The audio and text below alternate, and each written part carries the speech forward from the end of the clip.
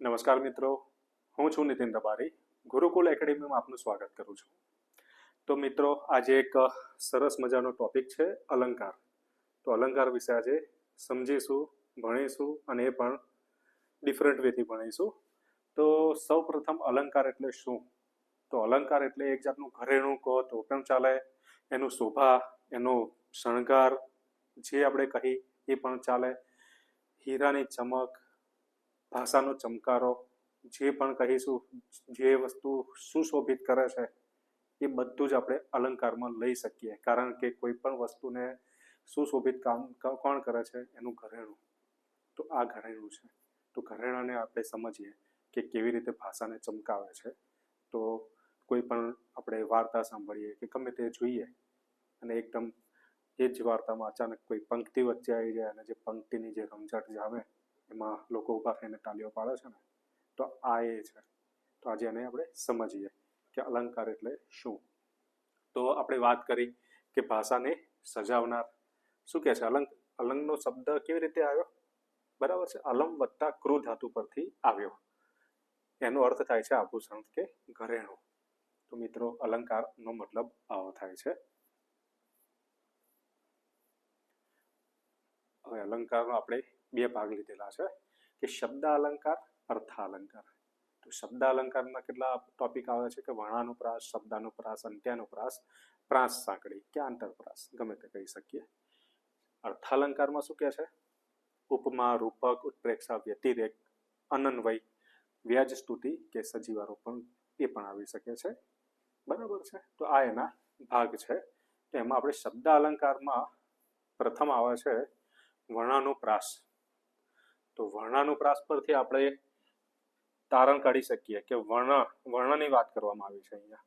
તો વર્ણની વાત કરવામાં આવી છે એટલે શું કહ્યું કે એકનો એક વર્ણ રિપીટ થતો હોય એવું આપણે માની શકીએ છીએ. તો અહીં શું કે છે? વર્ણ. અહીં પણ વર્ણ. વાક્યમાં એકનો એક વર્ણ વારંવાર આવે. એકનો એક વર્ણ જ્યારે રિપીટ થાય ત્યારે આપણે વર્ણાનુપ્રાસ કહી શકાય. જેવી રીતે મેં કહ્યું કે ચંદુ કે ચાચા ને ચંદુ की चाची को चांदनी रात में चांदनी चौक में चांदी की चमची से चटनी चटाई. તો શું થયું? એકનો એક વર્ણ રિપીટ થયો. અહીંયા શું કહે છે કે કામિની કોકિલા કેલી કુંજન કરે. બરાબર. એમાં શું થાય છે કે ક વર્ણ વારંવાર રિપીટ થાય છે. તો આ વર્ણાનુપ્રાસનું ઉદાહરણ બની શકે. હવે બીજું ઉદાહરણ કેવું કે છે કે મુખ મરકાવે મારો માધવ મોહી ગયું મન. એમાં મ પણ વારંવાર આવે છે. તો આ મ વર્ણ વારંવાર આવ્યો. તો આ વર્ણ રિપીટ થાય એને આપણે વર્ણાનુપ્રાસ કહી શકાય. હવે આગળ આપણે નેક્સ્ટ ઉદાહરણ જોઈએ. આમાં બહુ અંદર ઉતરવાની જરૂર નથી. વારંવાર એકનો એક વર્ણ રિપીટ થાય અને વર્ણાનુપ્રાસ કહી શકાય. હવે શબ્દાનુપ્રાસ. જેવી રીતે આપણે આગળ વર્ણાનુપ્રાસ જોયું ને મિત્રો, સેમ એવી જ રીતે શબ્દાનુપ્રાસને આપણે સમજીએ કે શબ્દાનુપ્રાસ કેવી રીતે આવે. એને યમક પણ કહેવામાં આવે છે. ચલો સમજીએ. એક સરખા ઉચ્ચારણ વાળા શબ્દો આવે. એક સરખા ઉચ્ચારણ વાળા શબ્દો. હવે કેવા ઉચ્ચારણ વાળા શબ્દો આવે છે અને આપણે સમજીએ કે જુઓ, પાણી ગયું તેની પાડી બાંધવી નકામી છે. તો અહીં પાણી અને પાડી તો બંનેનો ઉચ્ચારણ કેવો આવ્યો? સરખો આવ્યો. પછી કહે છે કે ગાયક ન લાયક તો ફોગટ ફૂલાણો. બરાબર. ગાયક ન લાયક તો ફોગટ ફૂલાણો. તો અહીં આ બે શબ્દ વચ્ચે ઉચ્ચારણ સરખું આવ્યું. ગાયક ન લાયકમાં ગાયક અને લાયક વચ્ચે પણ ઉચ્ચારણ સરખું આવ્યું. તો આ શબ્દાનુપ્રાસનું ઉદાહરણ બન્યું. તો વર્ણાનુપ્રાસ, શબ્દાનુપ્રાસનું ઉદાહરણ આપણે એકદમ સિમ્પલ લીધા, ઇઝી છે અને આવડે એવા છે.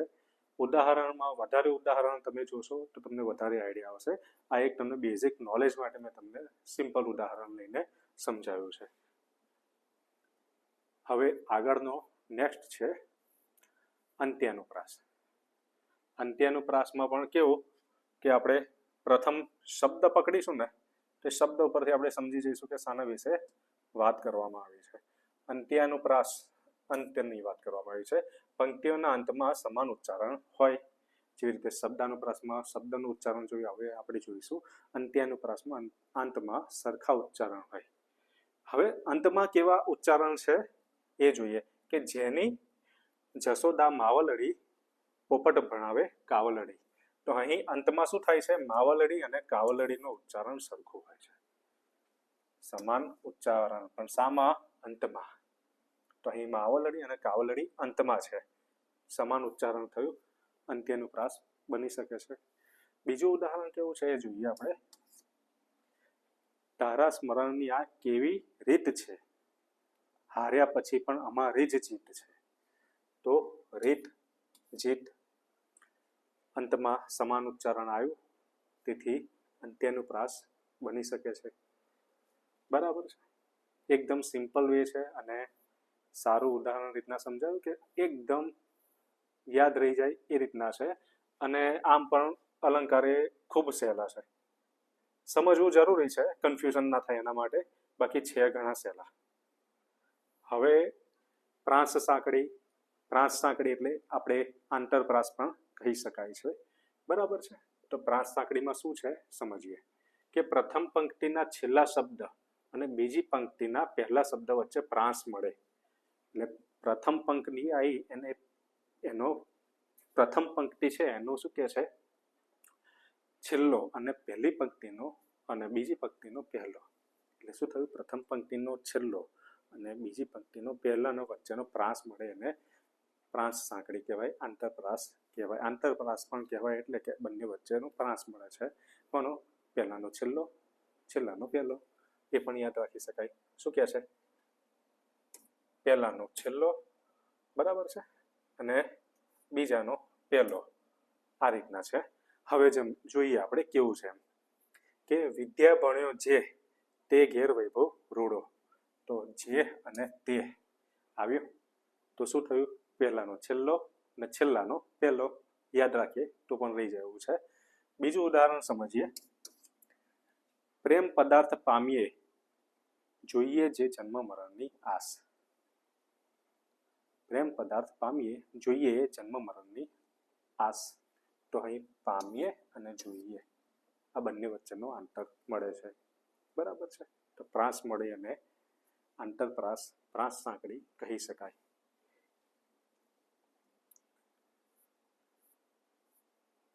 હવે મિત્રો આપણે આ 4 શબ્દ અલંકાર જોયા. એ શબ્દ અલંકારમાં વર્ણાનુપ્રાસ, શબ્દાનુપ્રાસ, અંત્યાનુપ્રાસ, પ્રાસ સાંકડી, આંતરપ્રાસ પણ કહેવામાં આવે છે. તો એના વિશે આપણે જોઈ લીધું. એના વિશે હવે હું તમારી આગળ એક પંક્તિ રજૂ કરીશ. બહુ લોજિક ના દડાવતા, ખાલી જસ્ટ તમારા મનોરંજન માટે બોલું છું. અને મનોરંજનની સામે શામાં આવે છે બંધબેસતું એ પંક્તિ એ તમે કોમેન્ટ સેશનમાં લખજો. બરાબર છે. હું મારી રીતે બનાવું છું, કે અહીંયા વસ્તુ છે નહીં, હું મારી પોતાની રીતના રજૂ કરું છું. તો તમારે તર્ક કરવાનું છે કે શામાં બંધબેસતું ગોઠવાય છે. હું એવું નથી કહેતો કે આ આવી ગયું સિક્કો મારી દેવું, નહીં. ખાલી તમે વિચારજો કે આ પંક્તિ છે તો શામાં બંધબેસતી છે. બરાબર છે. કારણ કે તમે કોઈ પણ એક્ઝામમાં જોઈ લેજો, કંઈક નવી પણ પંક્તિ આવી જાય કે તમે વાંચેલું હોય, ઉદાહરણ આલેલું, એ પણ ના પણ પૂછાય, કંઈક નવું પણ આવી જાય. બરાબર છે. તો નવામાં તમે પછી ઓબ્જેક્શન આ તો અહીંયા છે જ નહીં, ના પણ હોય ને. બરાબર છે. તો 4 ઉદાહરણ છે. તો 4માંથી એક પંક્તિ બોલું છું, હિન્દીમાં છે. તમારે ખાલી એનો પ્રાસ મેળવવાનો છે, બીજું કશું લોજિક દોડાવવાનું નથી. બરાબર છે. સારી પંક્તિ છે, હિન્દીમાં છે, ફિલ્મની છે. તો બોલું છું, ખાલી ધ્યાનથી સાંભળજો અને પ્રાસ નક્કી કરજો. मन के जीते जीत हो, मन के हारे हार, हार गए जो बिन लड़े उन पर है धिक्कार, उन पर है धिक्कार जो देखे ना सपना, सपनों का अधिकार असल अधिकार है अपना, अपनों के खातिर करना कुछ आज हमें, अजर अमर कर देना है स्वराज हमें. तो आ मित्रों पंक्ति છે, કોમેન્ટ સેશનમાં લખજો કે કોનો પ્રાસ ક્યાં મળે છે. બરાબર છે. નેક્સ્ટ જોઈએ, ઉપમા અલંકારની વાત કરીએ.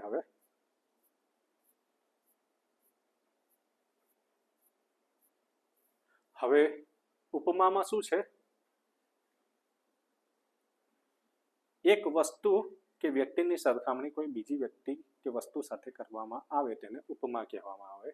કે મેં ઉપમા આપી, મેં એક મારું ઉચ્ચારણ આપ્યું કે એક મેં મારો અભિપ્રાય આપ્યો કે આ વસ્તુ આવી છે, તો એને ઉપમા આપી એવું કહેવાય. ઉપમામાં શું કહે છે કે વસ્તુ કે વ્યક્તિની સરખામણી બીજી વસ્તુ કે વ્યક્તિ સાથે કરવામાં આવે તો એને ઉપમા કહેવામાં આવે છે.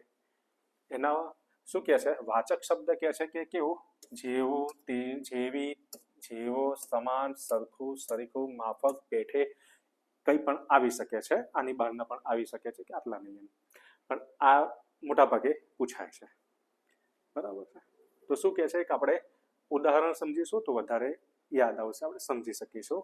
આ મારું હૃદય તો કાચ જેવું છે સાહેબ, એક ઠોકર વાગશે તો તૂટી જશે. હૃદયને શું કહ્યું છે, કાચ સાથે સરખાવવામાં આવ્યું છે. હૃદય કાચ જેવું સરખાવ્યું છે. બરાબર છે. તો આ એક ઉપમા આપી. હૃદય કાચ જેવું છે, ઠોકર વાગશે તો તૂટી જશે. ઘણા લોકોના હૃદય તૂટી ગયા છે. 5 રૂપિયાની ફેવિક્વિક મળે છે, લગાવીને ચોંટાડી દેવાનું, વાંધો નહીં. ઘણા લોકોના કેટલી વાર તૂટી ગયા હશે. બરાબર છે. અહીં જેવું છે એ વાચક શબ્દ જેવું. બરાબર છે. તો આ એનો ઉદાહરણ બન્યું, એને આપણે ઉપમા કહી શકીએ. હવે બીજું ઉદાહરણ છે કે આ ખેલાડી હરણની માફક દોડે છે. અહીં માફક વાચક શબ્દ આવ્યો. બરાબર છે. ખેલાડીને કોની જોડે સરખાવવામાં આવ્યો છે, હરણની જોડે. બરાબર છે. એની દોડ કોના જેવી છે, હરણ જેવી. બરાબર છે. શું થયું, વ્યક્તિની સરખામણી બીજી વ્યક્તિ સાથે કરવામાં આવી છે, વસ્તુ સાથે કરવામાં આવી છે. ખેલાડીની સરખામણી હરણ જોડે કરવામાં આવી છે, હૃદયની સરખામણી કાચ જોડે કરવામાં આવી છે. તો આ ઉપમા અલંકાર બને. બરાબર છે. બહુ અંદર ડિટેલમાં જવાની જરૂર નથી.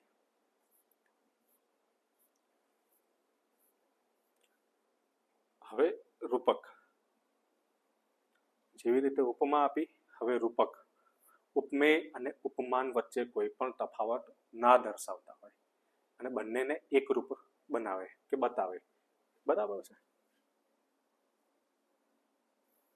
ઉપમેય ઉપમાન એકરૂપ. રામ રમકડ્યું ચડ્યું રાણાજી. દમયંતીનું મુખ તો ચંદ્ર છે. બરાબર છે.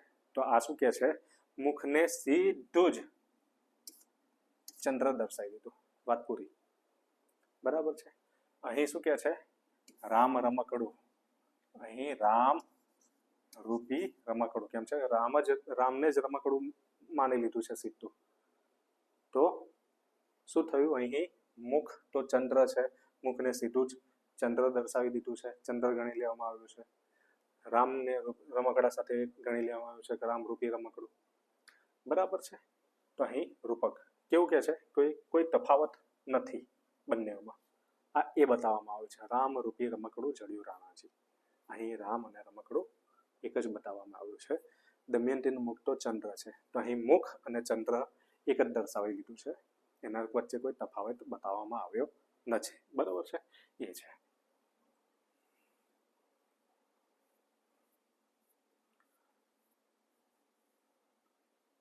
હવે ઉત્પ્રેક્ષા. ઉત્પ્રેક્ષા અલંકાર એમાં કહેવામાં આવ્યું છે, ઉપમેય અને ઉપમાન વચ્ચે તર્ક કે કલ્પના આવે. તર્ક કે કલ્પના કરવામાં આવી છે કે તારણ કાઢવામાં આવ્યું છે કે આ આવું હોઈ શકે, આ આવું છે, આ તો આવી રીતે છે. એને તર્ક કે કલ્પના કરી. બરાબર છે. કલ્પનામાં શું છે કે જાણે રખે શકે, જાણે આ તો જાણે આવો લાગે છે, ઓહો શોએબ અખ્તરની બોલિંગ તો જાણે સુપર જ, ફૂલ પેલી શું કે બુલેટ ટ્રેન દોડતી હોય એમ ફાસ્ટ જાય છે. બરાબર. 1 સેકન્ડના આંખના પલકારામાં તો યોર્કર સ્ટમ્બલું તોડી નાખ્યું. જસપ્રીત બુમરાહે તો યોર્કર માર્યો, આંખ બંધ કરીને ખોલી તો જાણે બોલ તો ગાયબ જ થઈ ગયો. તો ઉદાહરણ આપે છે, કલ્પના કરે છે.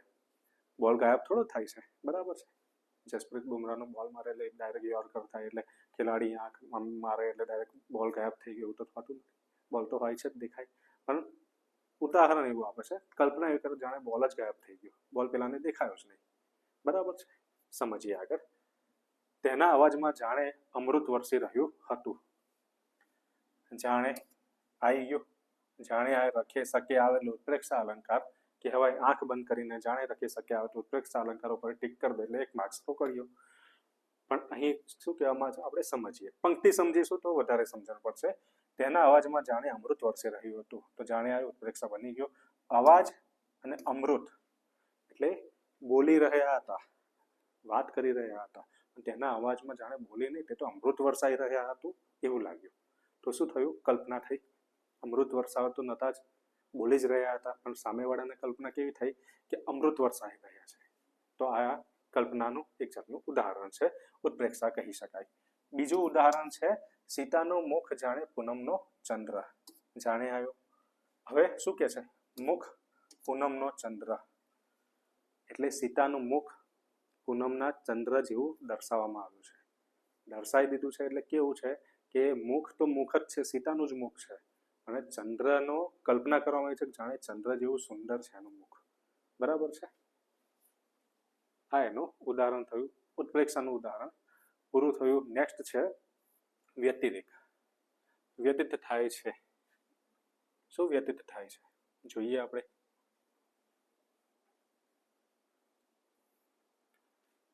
ઉપમેય ને ઉપમાન કરતા ચડિયાતું દર્શાવવામાં આવે છે એવું વ્યતીત થાય છે કે એક વસ્તુ છે એના કરતા પણ ચડિયાતું બતાવવામાં આવ્યું છે. એ કવિ જ કરી શકે, બીજું કોઈ ના કરી શકે. શું કે છે? કારતકની માસની રાત તો સ્વર્ગની પણ સુંદર હતી.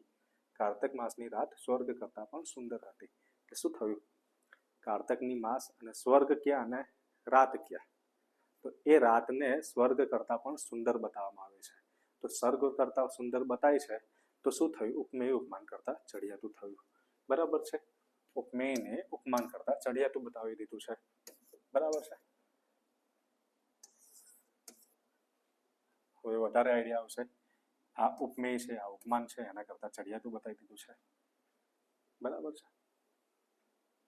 તો રાતને સ્વર્ગ કરતા ચડિયાતી બતાવવામાં આવી છે. બીજું ઉદાહરણ જોઈએ. આ રાજાના દાન આગળ તો કર્ણ પણ ટૂંકો પડે. રાજાનું દાન, કર્ણ. તો રાજાને કર્ણ કરતા મહાન માનવામાં આવ્યો છે, ચડિયાતો માનવામાં આવ્યો છે. કેમ? કારણ કે એ દાનવીર એટલો છે કે કર્ણ પણ ટૂંકો પડે.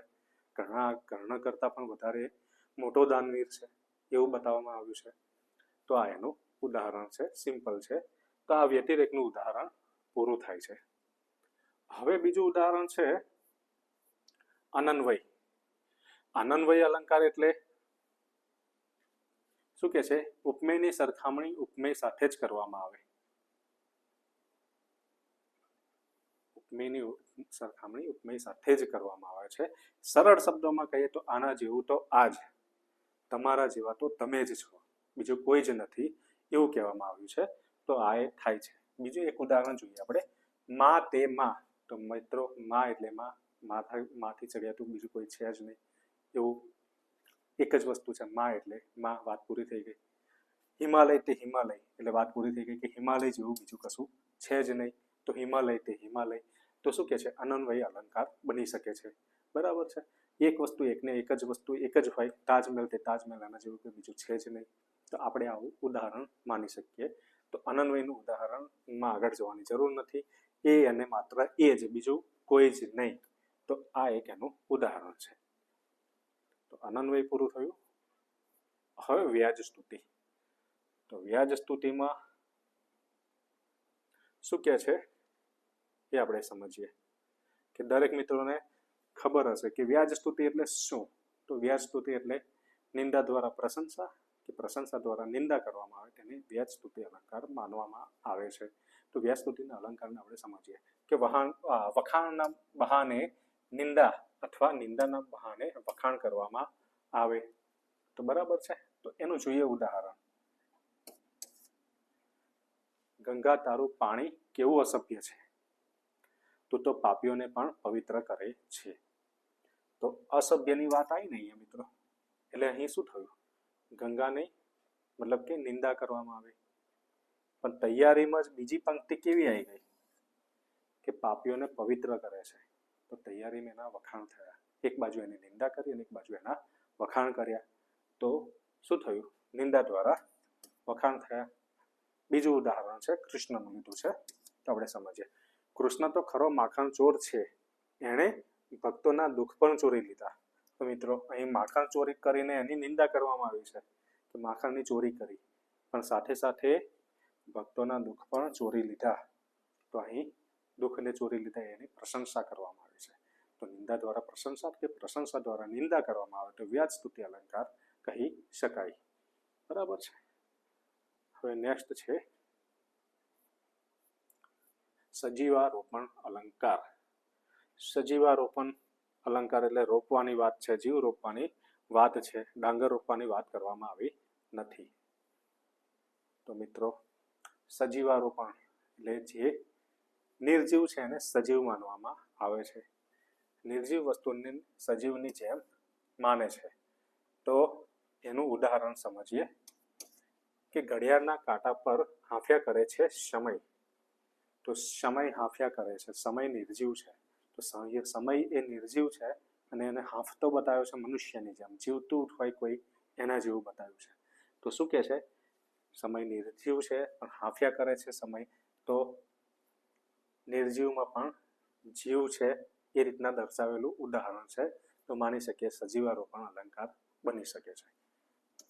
હવે બીજું ઉદાહરણ છે રાતે સીમમાં ડુંગરો એકલવાયા બેઠા હોય છે. તો શું કહે છે કે ડુંગરો એકલવાયા બેઠા છે. તો ડુંગરો એકલવાયા બેઠા છે એવું પ્રતીત થાય છે. માણસ જ્યારે એકલો હોય અને રાતે અંધારું હોય ને એકલો બેઠો હોય અને એવું વ્યતીત થાય છે. તો ડુંગરો એકલા બેઠા છે એવું વ્યતીત થાય છે. તો એવી વાત કરવામાં આવી છે કે એકલા બેઠા છે. તો ડુંગરો તો નિર્જીવ છે પણ એના પણ જીવ છે ને જાણે એકલો છે એવી રીતના એને બતાવવામાં આવ્યું છે. તો એકલા બેઠા છે એવું વાત કરવામાં આવી છે કે ડુંગરોમાં પણ જીવ છે ને એકલા બેઠા છે એવું બતાવવામાં આવ્યું છે, દર્શાવવામાં આવ્યું છે. તો સજીવારોપણ અલંકાર બની શકે છે. હવે એમાં આપણે શોર્ટ ટ્રીક લીધી છે, એ લઈ લઈએ તો થોડીક વધારે સમજણ પડશે કે શબ્દ અલંકારમાં શું છે. તો શબ્દ અલંકારની આ શોર્ટકટ ટ્રીકમાં આપણે જોઈ લઈએ તો વર્ણાનુપ્રાસ. તો એકનો એક અક્ષર વારંવાર આવે, અક્ષરનું પુનરાવર્તન થાય. કાશીમાં કાચના કબાટમાંથી કાપડ કાઢ્યું, તો એકને એક વર્ણ રિપીટ થયો. યમકમાં શું કહે છે? શબ્દ સમાન પણ અર્થ અલગ હોય. શબ્દનું જોડકું અખાડામાં જવાના મેં ઘણી વાર અખાડા કર્યા. પછી આંતરપ્રાસમાં શું કહે છે? પંક્તિ વચ્ચે પ્રાસ મળે. છેલ્લો પહેલો વિદ્યા ભણ્યો જે તે ઘેર વૈભવ રૂડો. તો શું થયું? છેલ્લો પહેલો, આ છેલ્લો આ પહેલો. બરાબર છે. અંત્યાનુપ્રાસ પંક્તિને અંતે પ્રાસ મળે તે. તો છેલ્લો છેલ્લાની વાત કરવામાં આવી છે. જેની યશોદા માવલડી ચરાવે ગોકુળ ગાવલડી. તો આ એનો પ્રાસ મળ્યો અંતમાં. અર્થાલંકારમાં શું છે? તો એમાં સૌથી પહેલું છે ઉપમા. બે વસ્તુની સરખામણી કરવામાં આવી છે. આપણે આગળ ઉદાહરણ જોયા, જેવો જેવી સમી માફક. દમયંતીનું મુખ તો ચંદ્ર જેવું છે. બરાબર છે. દમયંતીના મુખને ચંદ્ર સાથે સરખાવવામાં આવ્યું છે. રૂપકમાં શું કહે છે? બંને એક જ હોય. બરાબર છે. ઉપમેય ઉપમાન એક સમાન. સંસાર સાગર તરવો અઘરો છે. તો એમાં કોઈ સરખા જ બતાવ્યા છે. સંસારને પણ અને સાગરને પણ સરખો જ બતાવી દીધો છે. ઉત્પ્રેક્ષામાં શું કહે છે? સરખામણી સંભાવના હોય, સંભાવના કરી છે, કલ્પના કરી હોય એવું. જાણે રખી શકે, હૈયું જાણે હિમાલય. બરાબર છે. હૈયાને હિમાલય દર્શાવવા દીધું છે. સરખામણી કરી છે કોની જોડે? હૈયાને હિમાલય સાથે સરખામણી કરી છે. વ્યતિરેકમાં શું કહે છે? ઉપમેન ઉપમાન કરતા ચડિયાતું હોય, વધુ પડતી પ્રશંસા હોય. ગંગાના નીર તો વધે ઘટે, માનો પ્રેમ અજોડ. બરાબર છે. તો શું કહે છે? માના પ્રેમને મોટો બતાવી દીધો છે. ગંગાના નીર કરતા પણ ચડિયાતું બતાવવામાં આવ્યું છે. સજીવારોપણમાં શું કહે છે? કે નિર્જીવમાં જીવ. આપણે આગળ પણ જોઈ લીધું કે કુદરત અને માનવ વચ્ચેની વાત કરી છે કે પથ્થર થરથર ધ્રુજે છે. પથ્થરમાં જીવ નથી, તે છતાં પણ ધ્રુજે છે. કેવી રીતે? મનુષ્યની જેમ. તો એક નિર્જીવમાં સજીવનો કલ્પના કરી છે. બરાબર છે. શ્લેષમાં શું કહે છે? કે એક શબ્દના અનેક અર્થ હોય, એક શબ્દના બે અર્થ હોય. તમે પસંદ કરેલું પાત્ર પાણી વગરનું છે. બરાબર છે. એના ઘણા બધા અર્થ થાય છે. તમને પણ ખબર પડી કે મારે વધારે કહેવાની જરૂર નથી. વ્યાજ સ્તુતિ અલંકાર. નિંદા દ્વારા પ્રશંસા, પ્રશંસા દ્વારા નિંદા. બરાબર છે. વાહ તમારી બહાદુરી, ઉંદર જોઈને નાઠા. એક બાજુ બહાદુરી કરે છે અને એક બાજુ કહ્યું છે કે ઉંદર જોઈને ભાગ્યા. બરાબર, નિંદા દ્વારા પ્રશંસા થઈ.